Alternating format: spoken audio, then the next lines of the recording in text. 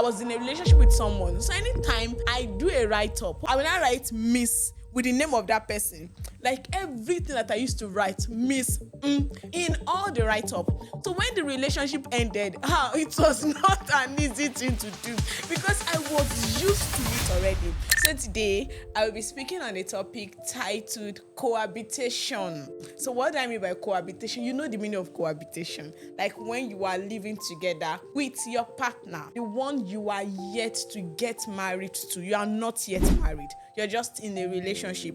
Maybe you've done introduction, but you are not yet husband and wife.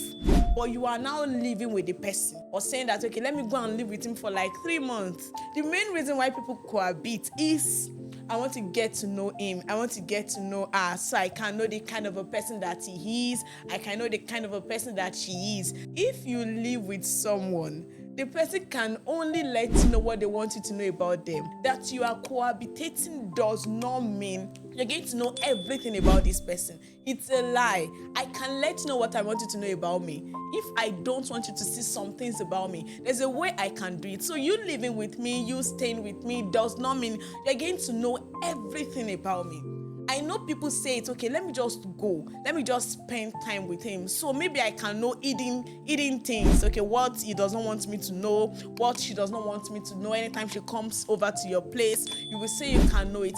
People can pretend, like, except they don't have the intention of pretending. But someone that wants to pretend, we pretend, even if you stay with him, even if you live together. So cohabitating does not mean you're going to know everything about that person. You can say, okay, you have a lot of advantages, but the disadvantages are more than the advantages. And I'm going to be speaking on the disadvantages of cohabitation. Yes, living with your partner.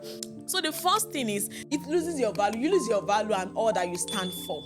For example, me as a person like this, now saying that because I want to marry someone, let me go and with all I stand for, with who I am, identity and the like, saying that I want to go and cohabitate with a partner, I won't even be able to come here and start telling you about it that, okay, you have to stop it because I'm doing it. So if you are doing stuff like this, it loses your value and all that you stand for. You are someone that, okay, this is what you stand for, these are your principles. Like you talk about relationship, you talk about good characters, you talk about someone like doing the right thing at the right time. You are now cohabitating, living with a man, or a woman coming to live with you just because you want to get to know him, just because you want to get to know her. So far, the person is not yet your husband.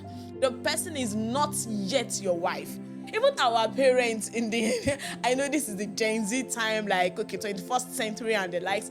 Our parents, anytime they want to go and visit the one they want to get married to, they will go with someone. Like, you can't see them staying together alone. There will be someone there. Like, you are not to visit alone. You are not to visit in a secluded place. You are not to visit where no one is looking at. Like, they will not even be sending someone, okay, I want to pass this information to my wife to be, to my husband to be. They will send someone.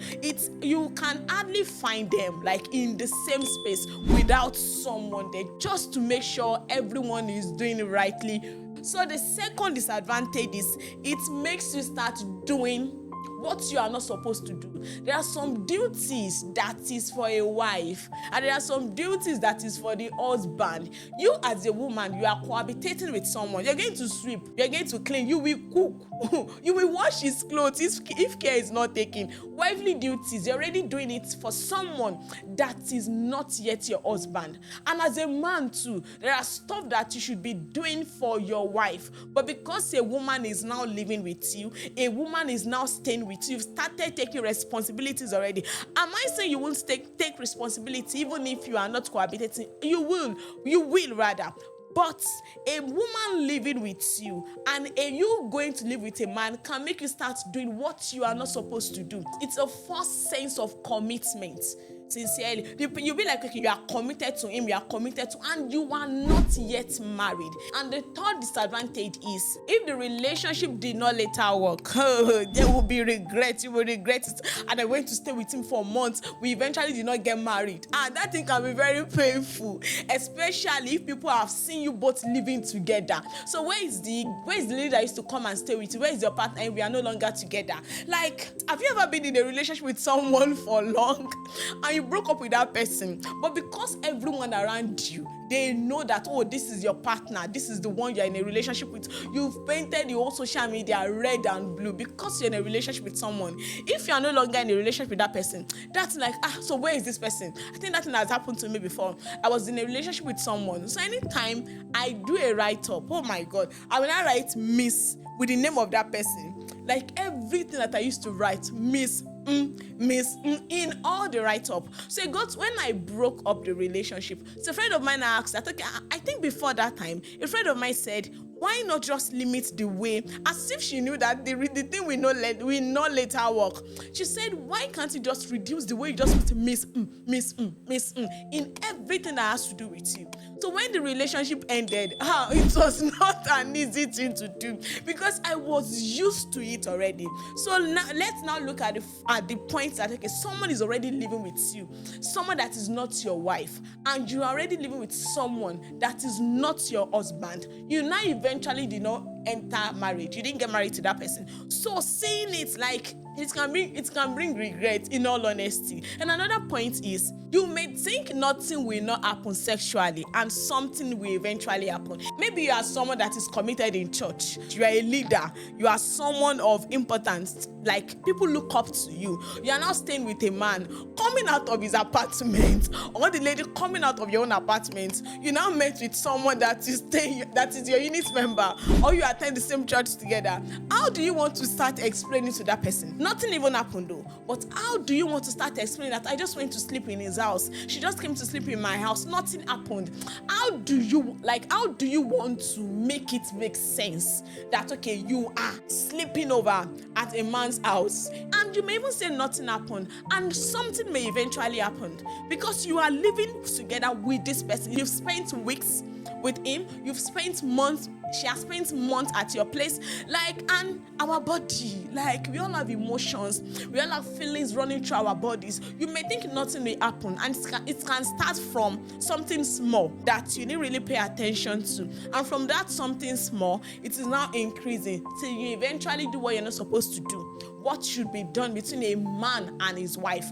You, because you're in a relationship with someone now, sexually, you are now doing it. So it is not safe. And another point is, it may reduce intentionality towards marriage. Because the man is already getting everything that a wife should provide.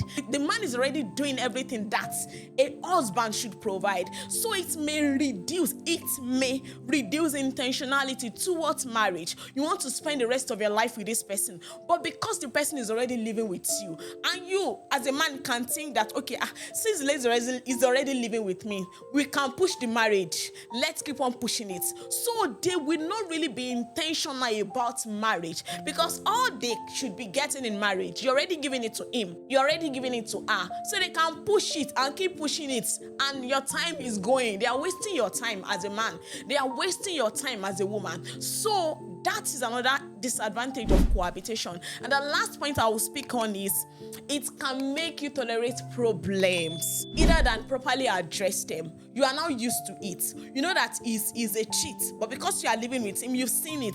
You are now adapting. Instead of you to talk about it, you know the lady has bad character. You've seen it, but you are now tolerating it. She's already living with you. You are now used to it. So there are problems that you should speak about, but because the person is living with you, you are used to it already. There is nothing you've not seen about this man. There is nothing you've not seen about this woman. So you are adapting to behaviors that you should talk about, to behaviors that you should reject, to red flags that you should run away from. But because you are used to the person already, You will now not address it. Don't let me address it. So he will not send me out of his house. So she will not go. She will not say she's not coming back. So it avoids you solving problem, you looking out for problem, you finding problem, and what you need to speak about, you are now avoiding it. So cohabitation is not what you should do.